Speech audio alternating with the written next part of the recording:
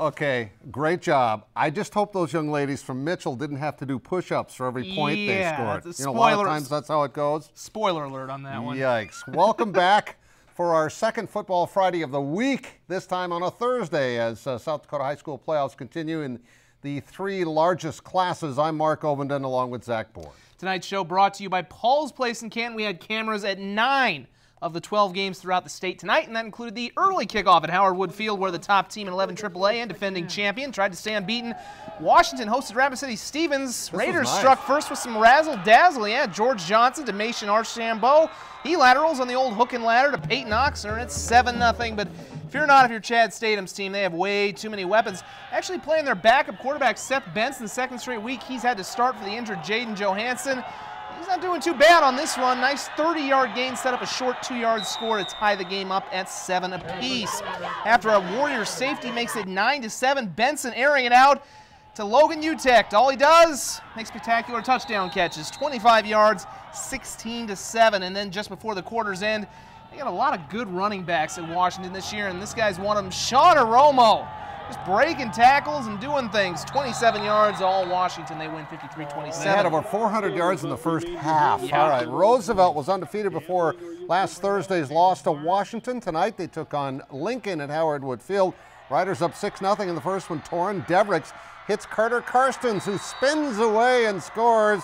Devricks got 33 touchdown passes this year. Still in the first, it's going to be Devricks again with a fade to Varnes, who also had an 80-yard end-around run that was called back on a holding penalty.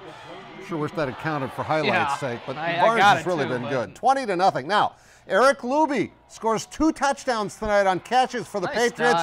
The senior dives into the end zone.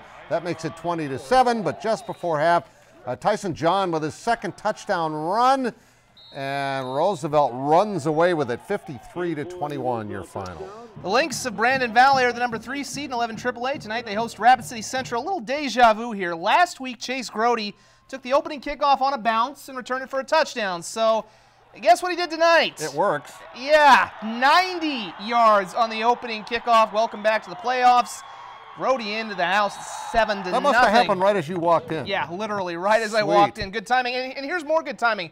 First offensive play for the Lynx. 75 yards, Alex Waltner to who else? Grody, he breaks the tackle, it's 14-0. So we've got a special team score, we've got an offensive score. What are we missing? How about a defensive score? Yep, that's Braden Peterson picking up the fumble, and he goes 49 yards, 24-0 Lynx. They cruised in this one to an easy victory, 58-14.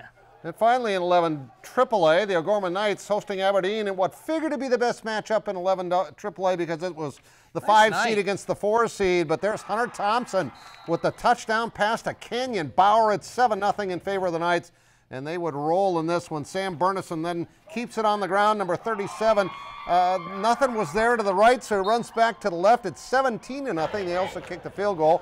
And if it worked once, let it work again. This time Burnison bouncing up the middle as O'Gorman with a shutout. 38-0 beats Aberdeen. Again, there's your Washington 53-27. They are undefeated. Roosevelt and Brandon Valley also victorious. On to 11 AA and the Mitchell Colonels, who haven't lost since opening night. This is a team that has thrown only 47 passes all season. And you don't have to pass when you got the great running attack. This time Sam Michaels takes it in at 7-0. Later on, guess who? Yeah, Spencer Negebauer gets the ball, goes around the end. He is gone. 40 yards for the touchdown. He set the all-time single season rushing record for the Colonels tonight. That last touchdown made it 14-0. This touchdown, final score, remember I was talking about the push-ups for the cheerleaders? 79-22.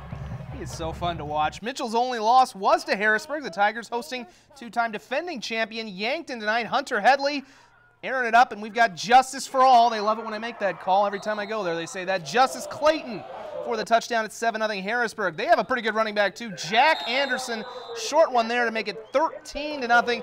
Then it's Headley looking for his favorite target again. It's Justice Clayton to give him a 26-0 advantage after a nice scramble and toss right there. Now, Yankton actually did come back a little bit to make this a ball game, at least going into the halftime. Of course, they are the 2-time defending state champions. Nate Stevenson backed up to his own 10, throws it up, and he's got Chris Kinsley who will go 90 yards down the sideline. That makes it 26-15. But Harrisburg would pull away to get the big victory by a final of 53-15. Yikes, that's a lot of points. Mitchell again, that's Speaking a lot of points, yeah. 79-22. They won 8 straight. Pierre and Spearfish also victorious. Now, for the first time in years, the Trojans of West Central were clearly the underdogs in a playoff game. I'm talking years. These guys are the 11-time champions in their class, and they played like it tonight. Devin Gary scores the touchdown. And this time the Trojans, as I said, came to play. It's going to be Trey Struck with the sack. West Central leading this game at T. Later on in the first half, Aaron Mallinger gets in on the sack party. But T, after getting off to a slow start, finally gets on the board. Quarterback Peyton Conrad looking for somebody downfield, decides to tuck it and run it, and guess where he ends up? You got it. Great blocking along the way. He gets all the way to the end zone for the touchdown.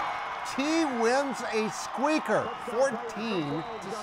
On to Madison, where the Bulldogs only lost is that dramatic comeback by T area. Tonight they took on the Bulldogs of Milbank. Battle of the Bulldogs, but really only one had the bark. Second quarter, Josh Giles to Jackson Yankee, who catches it in the end zone. That makes it 22-0. Second straight week these two have played, by the way. Then it's Giles to Mason Layton for the score. Layton also had 3 interceptions in this game, so he was doing work on the defensive and offensive side.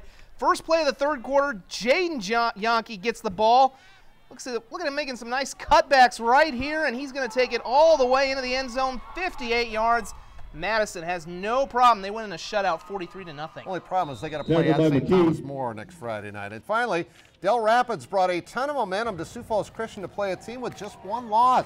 In the third, Seth Spielman finds the edge, breaks off a long run before getting bumped out of bounds on the sideline, but that just sets up, guess who? They give him the ball. That's the way it should be. When you make a long run, that makes it 14-3 in favor of the Couriers. Next Courier possession, right up the middle. Tanner Heim with the hole. He is going to take it over both shoulders. Nobody going to catch him. It's 21-3. Del Rapids started 2-2. They haven't lost since. Chargers would answer with a short touchdown by Riley Hogan. That made it 21-10. There was still hope, but not for long. Del Rapids kept the momentum going as Hunter Hansen is gone. They've gotten hot at the right time. They have. They're for real. They go on to win 35-18. T area 14-6, a game a little closer than we might have thought. T still undefeated, having just a great year. Madison with just the 1 loss to T after leading 25-0. They lost 28-25. And they get to play at St. Thomas More in the next round. All those semifinals next Friday, by the way. Next round of the playoffs. So that's our football edition on Thursday. Back with more sports right after this.